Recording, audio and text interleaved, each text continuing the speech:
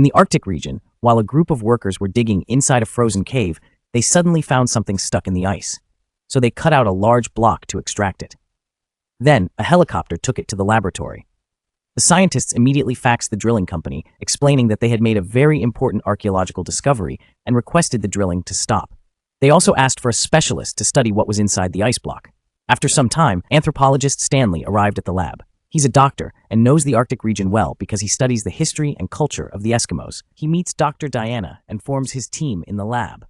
He checks the icebox they brought, finding a group of prehistoric animals inside.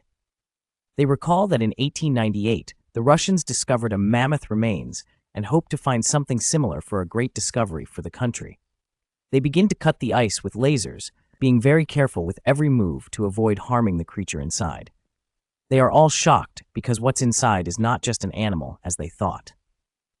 In the end, it turns out to be a human who looks a bit strange to them, and Stanley tries to learn more about him. He tells them it could be a hunter approximately 40,000 years old and that he wants to research the matter more calmly. But Diana says they will cut his body into parts and send each piece to the world's best research centers.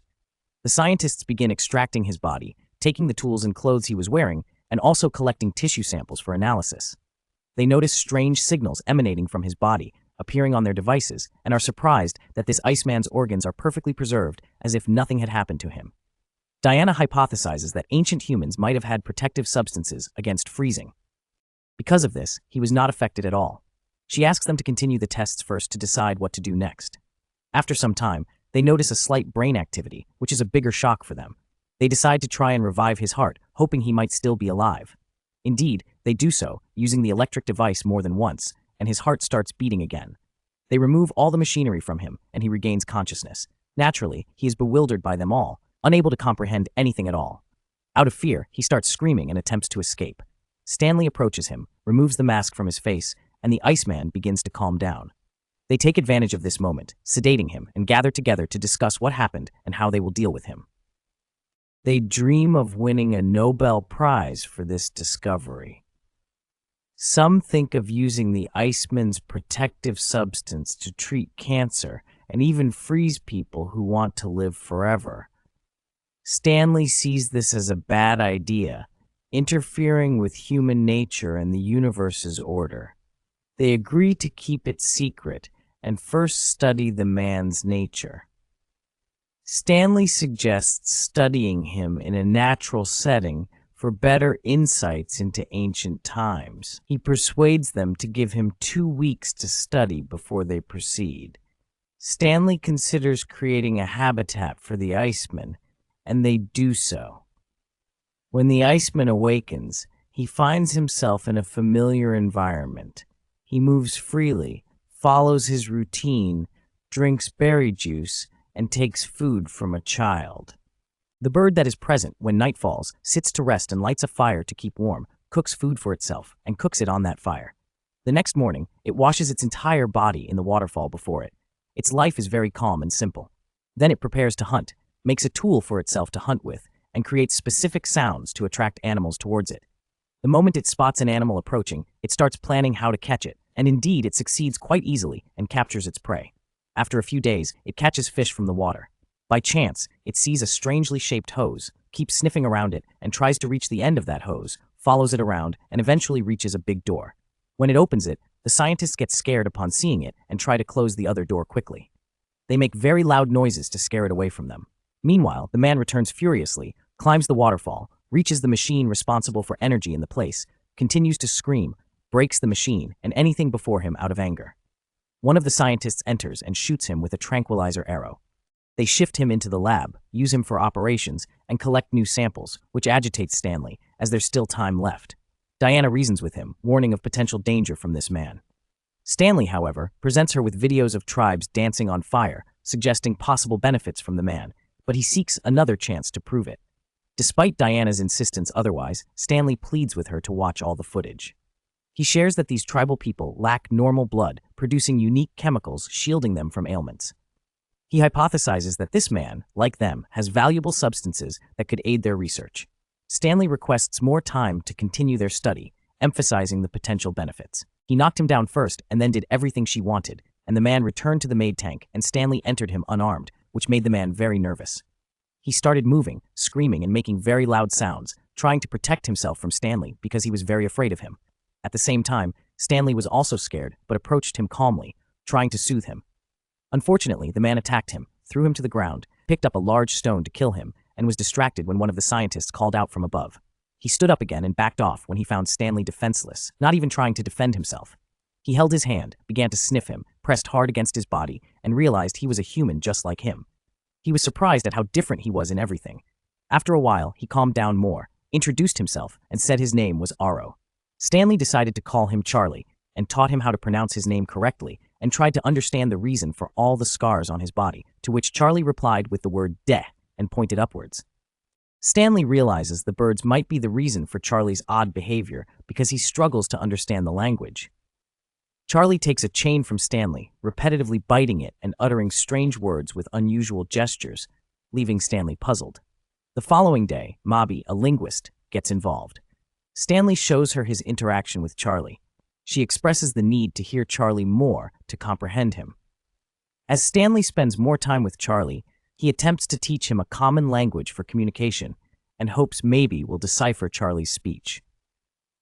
Mabby finds Charlie fascinating and starts translating his words and gestures. They spend evenings together, with Stanley singing his favorite song. Charlie, pleased, tries to join in but finds it challenging. Eventually, they decide to use an anesthetic on Charlie for further study, conducting new experiments by lowering his temperature, aiming to discover the unusual substances in his body. Stanley is furious, accusing them of unethical behavior that could lead to his death. He insists he doesn't deserve this mistreatment. As his heart falters, they flee urgently. Returning to his cave, he angrily confronts Stanley, indicating his new scars, hinting they caused them. Grabbing his spear, he attempts suicide, pleading for Stanley's help. Stanley, however, intervenes just in time to save him, removes the spear, and leaves to confer with Diana. He persuades her that their methods might inadvertently kill him, urging her to allow Charlie's presence, hoping it might calm him. Eventually, she agrees, and they find him injured, but notably curious and affectionate towards Diana. Offering his food, he mimics his initial aggressive approach towards Stanley, frightening her. Stanley intervenes, explaining in Charlie's language that he must not approach her this way. When Charlie hears Milky, he realizes he must maintain boundaries with Diana, prompting him to distance himself promptly. The peculiar man then enters his cave, retrieving items to offer Stanley in exchange for Diana. Stanley refuses, leaving Charlie disheartened as he repeatedly sits before her, echoing the same words and gestures. Upon returning, he explains his desire for a woman to share his cave due to feelings of loneliness. They encourage Diana to spend more time with him to grasp his emotions better, which leads to a deep connection between them. He discovers that he had a family and loved his wife and children very much, and he keeps wandering around them, repeating the same words again, asking them about his wife and children. At this moment, a plane arrives above the laboratory, and because the ceiling is made of glass, Charlie sees the plane and gets very scared, becoming violent. He climbs onto the rocks, repeatedly shouting a certain word. One of the scientists contacts the plane, asking it to leave quickly because it's causing a disturbance. Charlie reaches the top at this time and doesn't calm down even when the plane leaves, his condition being very strange as no one understands what is happening to him. Stanley goes to visit a tribe of Eskimos, telling them some of the words Charlie says. They recognize all of them and explain their meaning to him. Stanley returns quickly to the lab and tells Diana everything he knows, explaining that the word beta Charlie kept saying means it's the end of his life, and that when a person dies, they go to heaven or hell. Charlie feared his tribe might have vanished following a pole shift that devastated the local wildlife. Believing it was divine retribution, he saw the plane as another divine sign and offered himself up for his tribe's return. The ordeal left him increasingly agitated and odd. After 34 hours, he donned his attire, gathered his tools and gifts, and marked himself with berries. Resolute in awaiting death, he shunned Stanley. Each time Stanley approached, Charlie would hide, and noticing Stanley's repeated exits, he learned to operate the door device and stealthily exited his cave. In the empty passage, he cried out at his mirrored reflection, mistaking it for another person challenging him. A different person challenging him. He got very angry and broke the mirror. Then he heard a voice coming from the loudspeakers around him, got even more frightened, and walked until he reached the room with the laboratory animals. He looked at them in astonishment and ran quickly. When he tried to pass through the other passage, he accidentally hit the glass door and fell on the ground, but then he got up and continued on his way. As soon as he saw someone walking, he hid quickly and accidentally turned on the printing device next to him. The noise startled Charlie greatly, and he got up abruptly, surprised, of course, by the elevator and everything around him. He got nervous and didn't know how to behave like other humans. Some acid from the lab spilled on his hand, burning it. Suddenly, all the lights went out, and he couldn't see anything, so he broke the room with everything in it out of sheer fear. He heard one of the scientists shouting loudly in the room and went in to see what was happening. Overwhelmed by fear, Charlie attacked the scientist with his spear, killed him, and continued on his path. He went crazy when he heard the alarm and reached an underground tunnel. He ran outside, signaling to the plane until it came close and collapsed on the ground. The team arrived to check on him. They took him back to the cave and examined him, finding many fractures in his body. They blamed Stanley for their colleague's death and decided to end the experiment and move Charlie elsewhere. Stanley argued that Charlie would die in a cage, but they ignored him. Acting alone, Stanley sneaked into the cave, dressed Charlie in a fur suit for warmth, and escaped with him. The team followed their footprints. In the ice, an avalanche occurred, causing chaos. At that moment, the plane returned, and Charlie, excited, tried to reach it. He managed to grab the plane, but the pilot couldn't help him, and Charlie's hand slipped. He falls from a great height and dies at the end.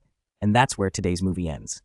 If you liked today's movie, don't forget to like, subscribe to the channel, and activate the bell icon so you'll get all new updates. See you next video. Bye.